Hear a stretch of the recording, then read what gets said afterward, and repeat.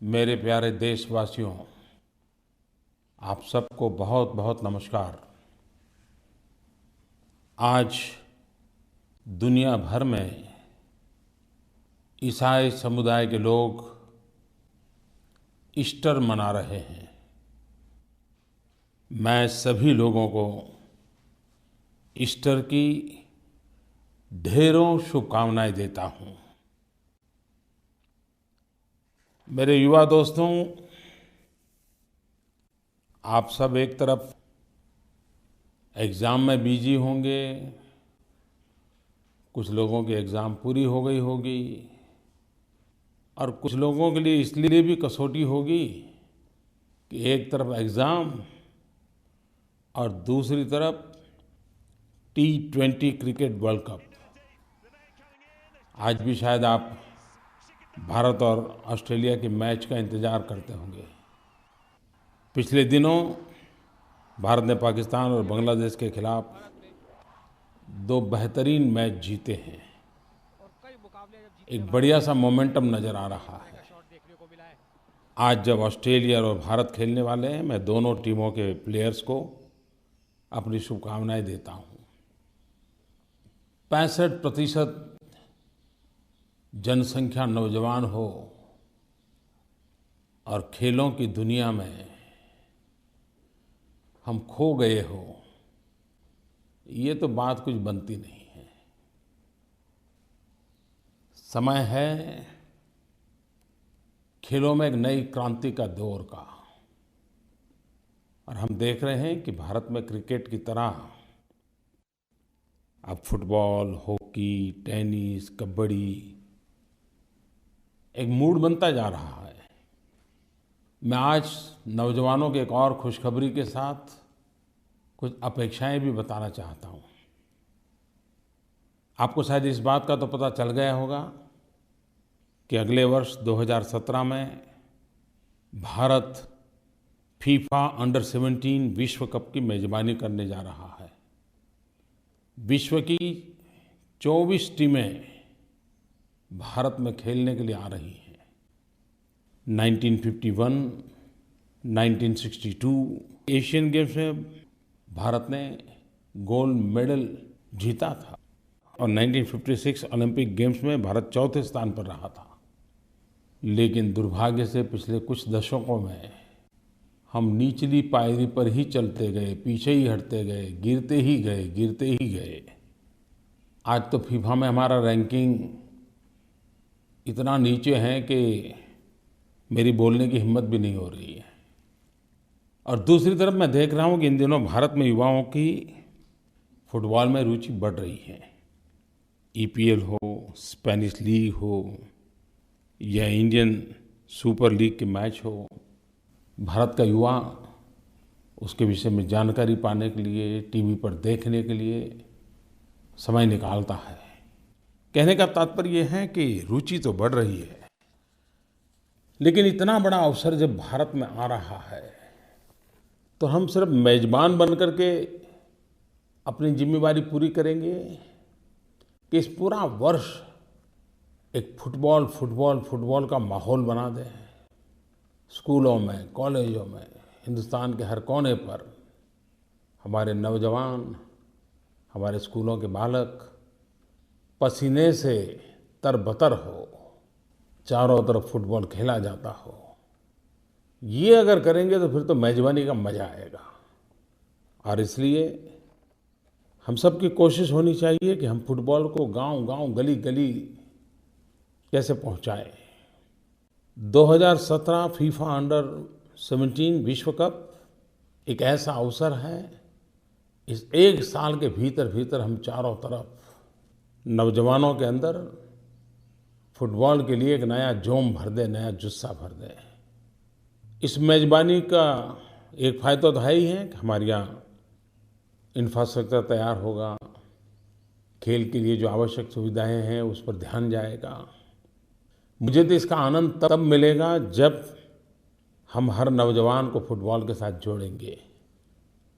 दोस्तों, मैं आपसे एक अपेक्षा करता हूं, 2017 की ये मेज़बानी ये अवसर कैसा हो, साल भर का हमारा फुटबॉल में मोमेंटम लाने के लिए कैसे कैसे कार्यक्रम हो, प्रचार कैसे हो, व्यवस्थाओं में सुधार कैसे हो, फीफा अंडर 17 विश्व कप के माध्यम से भारत के नौजवानों में खेल के प्रति रुचि कैसे बढ़ी, सरकारों में, शैक्षिक संस्थाओं में, अन्य सामाजिक संगठनों में, इस मेज़बानी की तैयारी के द्वारा भी हम अपनी शक्ति को संजो सकते हैं, शक्ति को प्रकट भी कर सकते हैं और हम भारत का ब्रांडिंग भी कर सकते हैं।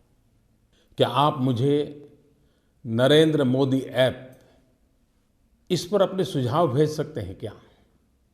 लोगो कैसा हो, स्लोगन्स कैसे हो, भारत में इस बात को फैलाने के लिए क्या-क्या तरीके हो, गीत कैसे हो, सोवेनिर्स बनाने हैं तो किस किस प्रकार के सोवेनिर्स बन सकते हैं। सोचिए दोस्तों, और मैं चाहूँगा कि मेरा हर नौजवान ये 2017 फीफा अंडर 17 विश्व कप का एम्बेसडर बने। आप भी इसमें शरीक होइए। भारत की पहचान बनाने का सुनहरा अवसर है।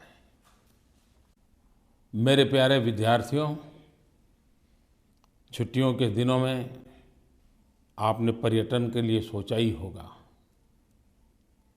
बहुत कम लोग हैं जो विदेश जाते हैं, लेकिन ज़्यादातर लोग अपने अपने राज्यों में 5 दिन 7 दिन कहीं चले जाते हैं। कुछ लोग अपने राज्यों के बाहर जाते हैं।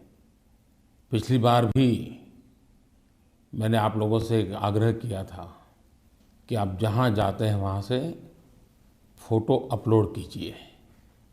और मैंने देखा कि जो काम टूरिज़्म डिपार्टमेंट नहीं कर सकता, जो काम हमारा कल्चरल डिपार्टमेंट नहीं कर सकता, जो काम राज्य सरकारें, भारत सरकार नहीं कर सकती हैं, वो काम देश के करोड़ों करोड़ों ऐसे प्रवासियों ने कर दिया था।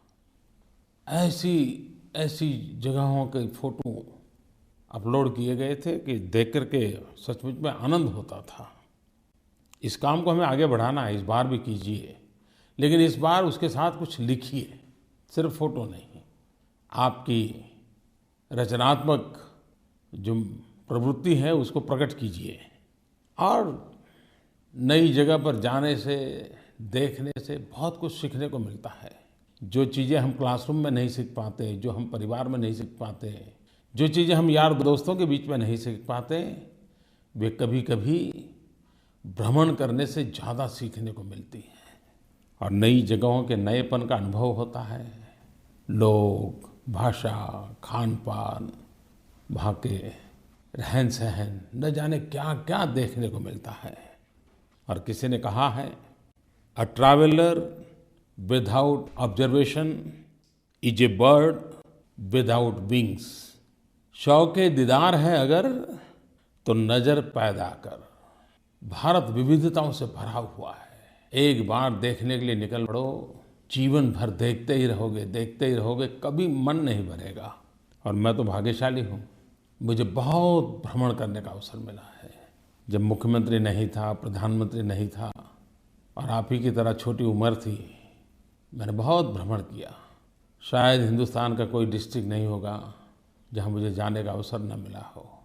ज़िंदगी को बनाने के लिए प्रवास की एक बहुत बड़ी ताकत होती है।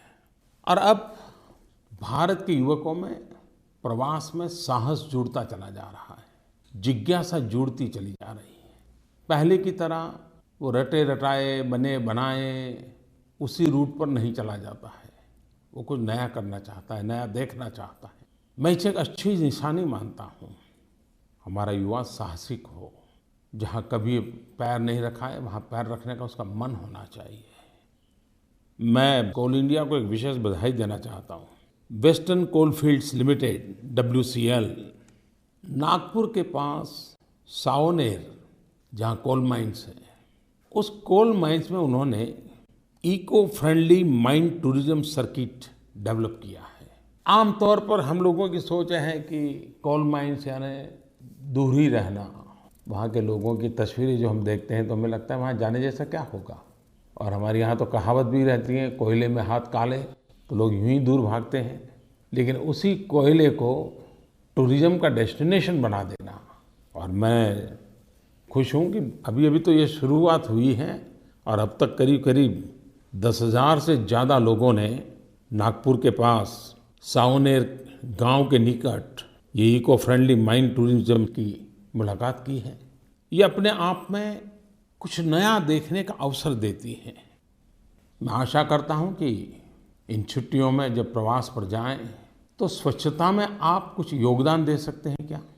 इन दिनों एक बात नज़र आ रही है, भले वो कम मात्रा में हो, अभी भी आलोचना करनी है तो अवसर भी है, लेकिन फिर भी अगर हम ये कहें कि एक जागरूकता आई है, टूरिज्म प्लेसेस पर लोग स्वच्छता बनाए रखने का प्रयास कर रहे हैं, टूरिस्ट भी कर रहे हैं और जो टूरिस्ट डेस्टिनेशन के स्थान पर स्थायी रूप से रहने वाले लोग भी कुछ न कुछ कर रहे हैं। हो सकता है बहुत वैज्ञानिक तरीके से नहीं होगा, लेकिन हो रहा है। आप भी एक टूरिस्ट के नाते टूरिस्ट डेस्टिनेशन पर स्वच्छता, उस पर आप बल दे सकते हैं क्या? मुझे विश्वास है मेरे नौजवान मुझे इसमें जरूर मदद करेंगे। और ये बात सही है कि टूरिज्म सबसे ज़्यादा रोजगार देने वाला क्षेत्र है। गरीब से गरीब व्यक्ति कमाता है और जब टूरिस्ट डेस्टिनेशन पर जाता है, गरीब टूरिस्ट जाएगा तो भी कुछ तो लेगा, अमीर होगा तो ज़्यादा खर्चा करेगा। और टूरिज्म के द्वारा बहुत रोजगार की संभावना है। विश्व की तुलना में भारत टूरिज्म में भी बहुत पीछे है, लेकिन हम 125 करोड़ देशवासी हम तय करें कि हमें अपने टूरिज्म को बल देना है तो हम दुनिया को आकर्षित कर सकते हैं। विश्व के टूरिज्म के बहुत बड़े हिस्से को हम हमारी ओर आकर्षित कर सकते हैं और हमारे देश के करोड़ों करोड़ों नौजवानों को नए रोजगार के अवसर उपलब्ध करा सकते हैं। सरकार हो, संस्थाएं हो, समाज हो, नागरिक हो, हम सब ने मिलकर के करने का ये काम है। आइए हम उस दिशा में कुछ प्रयास करें। मेरे युवा दोस्तों, छुट्टियां ऐसे ही आके चली जाएं, ये बात मुझे अच्छी नहीं लगती। आप भी इस दिशा में सोचिए, क्या आपकी छुट्टियां जिंदगी के महत्वपूर्ण वर्ष और उसका भी महत्वपूर्ण समय ऐसे ही जाने दोगे क्या? मैं आपको सोचने के लिए एक विचार रखता हूँ। क्या आप छुट्टियों में एक हुनर, अपने व्यक्तित्व में एक नई चीज जोड़ने का संकल्प ये कर सकते हैं क्या? अगर आपको तैरना नहीं आता है तो छुट्टियों में संकल्प कर सकते हैं मैं तैरना सीख लूँ। साइकिल चलाना नहीं आता है, क्या छुट्टियों में तय कर लूँ मैं साइकिल चलाऊँ। आज भी मैं 2 उंगली से कंप्यूटर को टाइप करता हूँ, क्या मैं टाइपिंग सीख लूँ। हमारे व्यक्तित्व के विकास के लिए कितने प्रकार के कौशल्य हैं, क्यों न उसको सीखें, क्यों न हमारी कुछ कमियों को दूर करें, क्यों न हम अपनी शक्तियों में इजाफा करें। आप सोचिए। और कोई उसमें कोई बहुत बड़े क्लासेस चाहिए, कोई ट्रेनर चाहिए, बहुत बड़ी फीस चाहिए, बड़ा बजट चाहिए, ऐसा नहीं है। आप अपने अगल बगल में भी मान लीजिए आप तय करें कि मैं वेस्ट में से बेस्ट बनाऊंगा, कुछ देखिए और उसमें से बनाना शुरू कर दीजिए। देखिए आपको आनंद आएगा शाम होते होते कि देखिए ये कूड़े कचरे में से आपने क्या बना दिया। आपको पेंटिंग का शौक है, आता नहीं है, अरे कर शुरू कर दीजिए ना, आ जाएगा। आप अपनी छुट्टियों का समय अपने व्यक्तित्व के विकास के लिए, अपने पास कोई एक नए हुनर के लिए, अपने कौशल विकास के लिए अवश्य करें। और अनगिनत क्षेत्र हो सकते हैं, जरूरी नहीं है कि मैं जो गिना रहा हूं वही क्षेत्र हो सकते हैं। और आपके व्यक्तित्व की पहचान उससे, और इससे आपका आत्मविश्वास इतना बढ़ेगा, इतना बढ़ेगा। एक बार देख लीजिए, और जब छुट्टियों के बाद स्कूल में वापस जाओगे, कॉलेज में वापस जाओगे और अपने साथियों को कहोगे भाई मैंने तो छुट्टियों में ये सीख लिया, और अगर उसने नहीं सीखा होगा तो वो सोचेगा यार मेरा तो बर्बाद हो गया, तुम बड़े पक्के हो यार, कुछ करके आ गए। ये अपने साथियों में सहज बात होगी। मुझे विश्वास है कि आप जरूर करेंगे। और मुझे बताइए आपने क्या सीखा, बताएंगे ना। इस बार मन की बात में MyGov पर कई सुझाव आए। मेरा नाम अभी चतुर्वेदी है। नमस्ते प्रधानमंत्री जी, आपने पिछले गर्मियों की छुट्टियों में बोला कि चिड़ियों को भी गर्मी लगती है, तो हमें एक बर्तन में पानी रखकर अपनी बालकनी में या छत पर रख देना चाहिए जिससे चिड़िया आकर पानी पी ले। मैंने ये काम किया और मुझे को आनंद आया। इसी बहाने मेरी बहुत सारी चिड़ियों से दोस्ती हो गई। मैं आपसे विनती करता हूँ कि आप इस कार्य को वापस मन की बात में दोहराएं। धन्यवाद। मेरे प्यारे देशवासियों, मैं अभी चतुर्वेदी एक बालक का आभार व्यक्त करना चाहता हूँ। उसने मुझे फ़ोन करके एक अच्छा काम याद करवा दिया। पिछली बार तो मुझे याद था और मैंने कहा था कि गर्मियों के दिनों में पक्षियों के लिए अपने घर के बाहर मिट्टी के बर्तन में पानी रखें। अभी ने मुझे बताया कि वो साल भर से इस काम को कर रहा है और उसकी कई चिड़ियाँ उसकी दोस्त बन गई हैं। हिंदी की महान कवि महादेवी वर्मा वो पक्षियों को बहुत प्यार करती थी। उन्होंने अपनी कविता में लिखा था, तुझको दूर न जाने देंगे, दानों से आंगन भर देंगे और हौज में भर देंगे हम मीठा मीठा ठंडा पानी। आइए महादेवी जी की इस बात को हम भी करें। मैं अभी को अभिनंदन भी देता हूं और आभार भी व्यक्त करता हूं। तुमने मुझे बहुत महत्वपूर्ण बात याद कराई। मैसूर से शिल्पा कुक्के, उन्होंने एक बड़ा संवेदनशील मुद्दा हम सब के लिए रखा है। उन्होंने कहा कि हमारे घर के पास दूध बेचने वाले आते हैं, अखबार बेचने वाले आते हैं, पोस्टमैन आते हैं, कभी कोई बर्तन बेचने वाले वहाँ से गुजरते हैं, कपड़े बेचने वाले गुजरते हैं। क्या कभी हमने उनको गर्मियों के दिनों में पानी के लिए पूछा है क्या? क्या कभी हमने उसको पानी ऑफर किया है क्या? शिल्पा, मैं आपका बहुत आभारी हूँ। आपने बहुत संवेदनशील विषय को बड़े सामान्य सरल तरीके से रख दिया। ये बात सही है, बात छोटी होती है, लेकिन गर्मी के बीच अगर पोस्टमैन घर के पास आया और हमने पानी पिलाया, कितना अच्छा लगेगा उसको। खैर, भारत में तो ये स्वभाव है ही है। लेकिन शिल्पा, मैं आभारी हूँ कि तुमने इन चीज़ों को ऑब्जर्व किया। मेरे प्यारे किसान भाइयों बहनों, डिजिटल इंडिया आपने बहुत सुना होगा। कुछ लोगों को लगता है कि डिजिटल इंडिया तो शहर के नौजवानों की दुनिया है। जी नहीं, आपको खुशी होगी कि एक किसान सुविधा ऐप आप सबकी सेवा में प्रस्तुत किया है। ये किसान सुविधा ऐप के माध्यम से अगर आप उसको अपने मोबाइल फ़ोन में डाउनलोड करते हैं तो आपको कृषि संबंधी, वेदर संबंधी बहुत सारी जानकारियाँ अपनी हथेली में ही मिल जाएगी। बाजार का हाल क्या है, मंडियों में क्या स्थिति है, इन दिनों अच्छी फसल का क्या दौर चल रहा है, दवाइयाँ कौन सी उपयुक्त होती हैं, कई विषय उस पर है।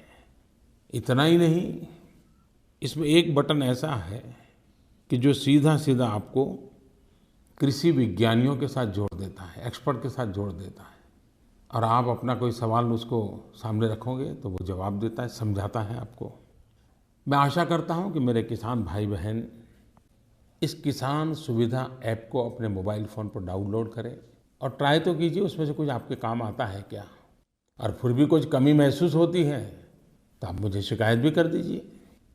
मेरे किसान भाइयों बहनों, बाकियों के लिए तो गर्मी छुट्टियों के लिए अवसर होता है, लेकिन किसान के लिए तो और पसीना बहाने का अवसर बन जाता है। वो वर्षा का इंतज़ार करता है और इंतज़ार के पहले किसान अपने खेत को तैयार करने के लिए जी जान से जुट जाता है, ताकि वो बारिश की एक बूंद भी बर्बाद होने नहीं देना चाहता है। किसानी के लिए, किसानी के सीजन शुरू होने से पहले का यह समय बड़ा महत्वपूर्ण होता है। लेकिन हम देशवासियों को भी सोचना होगा कि पानी के बिना क्या होगा। क्या ये समय हम अपने तालाब, अपने यहाँ की पानी बहने के रास्ते, तालाबों में पानी आने के जो मार्ग होते हैं, जहाँ पर कूड़ा कचरा या कुछ न कुछ एंक्रोचमेंट हो जाता है तो पानी आना बंद हो जाता है, और उसके कारण जल संग्रह धीरे धीरे धीरे कम होता जा रहा है। क्या हम उन पुरानी जगहों को फिर से एक बार खुदाई करके, सफाई करके अधिक जल संचय के लिए तैयार कर सकते हैं क्या? जितना पानी बचाएंगे, तो पहली बारिश में भी अगर पानी बचा लिया, तालाब भर गए, हमारे नदी नाले भर गए, तो कभी पीछे बारिश रुक भी जाए तो हमारा नुकसान कम होता है। इस बार आपने देखा होगा 5 लाख तालाब, खेत तालाब बनाने का बीड़ा उठाया है। मनरेगा से भी जल संचय के लिए एसेट्स क्रिएट करने की तरफ बल दिया है। गांव-गांव पानी बचाओ, आने वाली बारिश में बूंद-बूंद पानी कैसे बचाएं, गांव का पानी गांव में रहे, ये अभियान कैसे चलाएं। आप योजना बनाइए, सरकार की योजनाओं से जुड़िए, ताकि एक ऐसा जन आंदोलन खड़ा करें जिसके पानी का महात्म्य भी समझे और पानी संचय के लिए हर कोई जुड़े। देश में कई ऐसे गांव होंगे, कई ऐसे प्रगतिशील किसान होंगे, कई ऐसे जागरूक नागरिक होंगे जिन्होंने इस काम को किया होगा, लेकिन फिर भी अभी और ज़्यादा करने की आवश्यकता है। मेरे किसान भाइयों बहनों, मैं एक बार आज फिर से दोहराना चाहता हूँ, क्योंकि अभी पिछले दिनों भारत सरकार ने एक बहुत बड़ा किसान मेला लगाया था और मैंने देखा कि क्या क्या आधुनिक टेक्नोलॉजी आई है और कितना बदलाव आया है कृषि क्षेत्र में।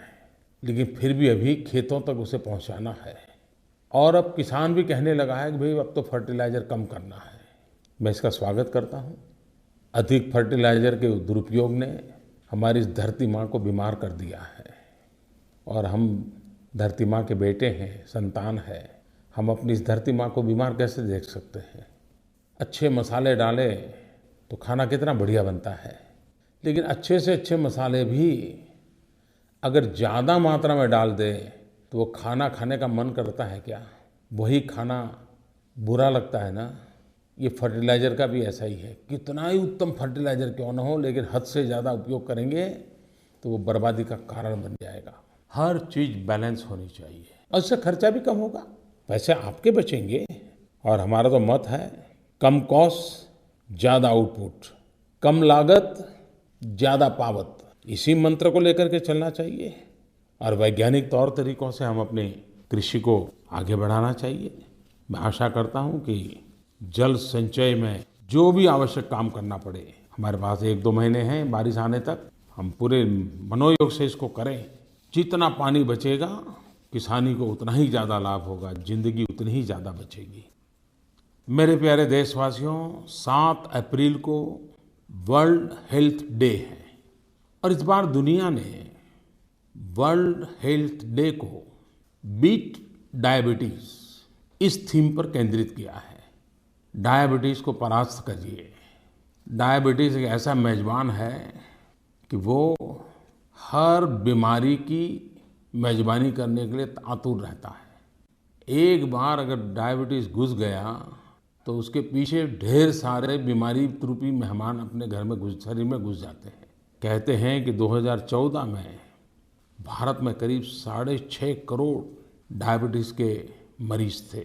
3% मृत्यु का कारण कहते हैं कि डायबिटीज पाया गया। और डायबिटीज के 2 प्रकार होते हैं, एक टाइप 1, टाइप 2। टाइप 1 में वंशगत रहता है, हेरिडिटरी है, माता पिता को है इसलिए बालक को होता है। और टाइप 2 आदतों के कारण, उम्र के कारण, मोटापे के कारण हम उसको निमंत्रण दे करके बुलाते हैं। दुनिया डायबिटीज से चिंतित है, इसलिए 7 तारीख को वर्ल्ड हेल्थ डे में इसको थीम रखा गया है। हम सब जानते हैं कि हमारी लाइफस्टाइल उसके लिए सबसे बड़ा कारण है। शारीरिक श्रम कम हो रहा है, पसीने का नामो निशान नहीं है, चलना फिरना हो नहीं रहा है। खेल भी खेलेंगे तो ऑनलाइन खेलते हैं, ऑफलाइन कुछ नहीं हो रहा है। क्या हम 7 तारीख से कुछ प्रेरणा लेकर के अपने निजी जीवन में डायबिटीज़ को परास्त करने के लिए कुछ कर सकते हैं क्या? आपको योगा में रुचि है तो योगा कीजिए, नहीं तो कम से कम दौड़ने चलने के लिए तो जाइए। अगर मेरे देश का हर नागरिक स्वस्थ होगा तो मेरा भारत भी तो स्वस्थ होगा। कभी कभार हम संकोचवश मेडिकल चेकअप नहीं करवाते हैं और फिर बहुत बुरे हाल होने के बाद ध्यान में आता है, हो मेरा तो बहुत पुराना डायबिटीज़ था। चेक करने में क्या जाता है, इतना तो कर लीजिए। और अब तो सारी बातें उपलब्ध हैं, बहुत आसानी से हो जाती हैं। आप ज़रूर उसकी चिंता कीजिए। 24 मार्च को दुनिया ने टीबी डे मनाया। जब मैं छोटा था तो टीबी का नाम सुनते ही डर जाते थे, ऐसा लगता था कि बस अब तो मौत आ गई। लेकिन अब टीबी से डर नहीं लगता है, क्योंकि सबको मालूम है कि टीबी का उपचार हो सकता है और आसानी से हो सकता है। लेकिन जब टीबी और मौत जुड़ गए थे तो हम डरते थे, लेकिन अब टीबी के प्रति हम बेपरवाह हो गए हैं। दुनिया की तुलना में टीबी के मरीजों की संख्या हमारे यहाँ बहुत है। टीबी से अगर मुक्ति पानी है तो एक तो करेक्ट ट्रीटमेंट चाहिए और कंप्लीट ट्रीटमेंट चाहिए। सही उपचार हो और पूरा उपचार हो। बीच में से छोड़ दिया तो वो मुसीबत नई पैदा कर देता है। अच्छा, टीबी तो एक ऐसी चीज़ है कि अड़ोस पड़ोस के लोग भी तय कर सकते हैं, अरे भाई चेक करो, देखो तुम्हें टीबी हो गया होगा। खांसी आ रही है, बुखार रहता है, वजन कम होने लगता है, तो अड़ोस पड़ोस को भी पता चल जाता है कि देखो यार, उसको तो कहीं टीबी वीबी तो नहीं हुआ। इसका मतलब हुआ कि ये बीमारी ऐसी है कि जिसको जल्द जांच की जा सकती है। मेरे प्यारे देशवासियों, इस दिशा में बहुत काम हो रहा है। 13,500 से अधिक माइक्रोस्कोपी सेंटर हैं, 4 लाख से अधिक डॉट प्रोवाइडर हैं, अनेक एडवांस लैब हैं और सारी सेवाएं मुफ्त में हैं। आप एक बार जांच तो करवा लीजिए और ये बीमारी जा सकती है। बस सही उपचार हो और बीमारी नष्ट होने तक उपचार जारी रहे। मैं आपसे आग्रह करूंगा कि चाहे टीबी हो या डायबिटीज़ हो, हमें उसे परास्त करना है। भारत को हमें इन बीमारियों से मुक्ति दिलानी है, लेकिन ये सरकार, डॉक्टर, दवाई से नहीं होता है जब तक कि आप न करें। और इसलिए मैं आज मेरे देशवासियों से आग्रह करता हूँ कि हम डायबिटीज़ को परास्त करें, टीबी से मुक्ति पाएं। मेरे प्यारे देशवासियों, अप्रैल महीने में कई महत्वपूर्ण अवसर आ रहे हैं। विशेषकर 14 अप्रैल भीमराव बाबा साहब आम्बेडकर का जन्मदिन, उनकी 125वीं जयंती साल भर पूरे देश में मनाई गई। एक पंचतीर्थ, मऊ उनका जन्म स्थान, लंदन में उनकी शिक्षा हुई, नागपुर में उनकी दीक्षा हुई, 26 अलीपुर रोड में उनका महापरिनिर्वाण हुआ और मुंबई में जहां उनका अंतिम संस्कार हुआ वो चैत्य भूमि। इन 5 तीर्थ के विकास के लिए हम लगातार कोशिश कर रहे हैं। मेरा सौभाग्य है कि मुझे इस वर्ष 14 अप्रैल को पूज्य बाबा साहब आम्बेडकर की जन्मस्थली मऊ जाने का सौभाग्य मिल रहा है। एक उत्तम नागरिक बनने के लिए बाबा साहब ने हमने बहुत कुछ दिया है। उस रास्ते पर चल करके एक उत्तम नागरिक बन करके उनको हम बहुत बड़ी श्रद्धांजलि दे सकते हैं। कुछ ही दिनों में विक्रम संवत की शुरुआत होगी, नया विक्रम संवत आएगा। अलग अलग राज्यों में अलग अलग रूप से मनाया जाता है। कोई उसे नव संवत्सर कहता है, कोई गुड़ी पड़वा कहता है, कोई वर्ष प्रतिपदा कहता है, कोई उगादि कहता है। लेकिन हिंदुस्तान के करीब करीब सभी क्षेत्रों में इसका महात्म्य है। मेरी नववर्ष के लिए सबको बहुत बहुत शुभकामनाएं हैं। आप जानते हैं, मैंने पिछली बार भी कहा था कि मेरे मन की बात को सुनने के लिए कभी भी सुन सकते हैं, करीब करीब 20 भाषाओं में सुन सकते हैं, आपके अपने समय पर सुन सकते हैं, आपके अपने मोबाइल फ़ोन पर सुन सकते हैं। बस सिर्फ आपको एक मिस कॉल करना होता है। और मुझे खुशी है कि इस सेवा का लाभ अभी तो 1 महीना मुश्किल से हुआ है, लेकिन 35 लाख लोगों ने इसका फ़ायदा उठाया। आप भी नंबर लिख लीजिए 81908 81908। मैं रिपीट करता हूँ 81908 81908। आप मिस कॉल करिए और जब भी आपकी सुविधा हो, पुरानी मन की बात भी सुनना चाहते हो तो भी सुन सकते हो, आपकी अपनी भाषा में सुन सकते हो। मुझे खुशी होगी आपके साथ जुड़े रहने की। मेरे प्यारे देशवासियों, आप सबको बहुत बहुत शुभकामनाएं। बहुत बहुत धन्यवाद।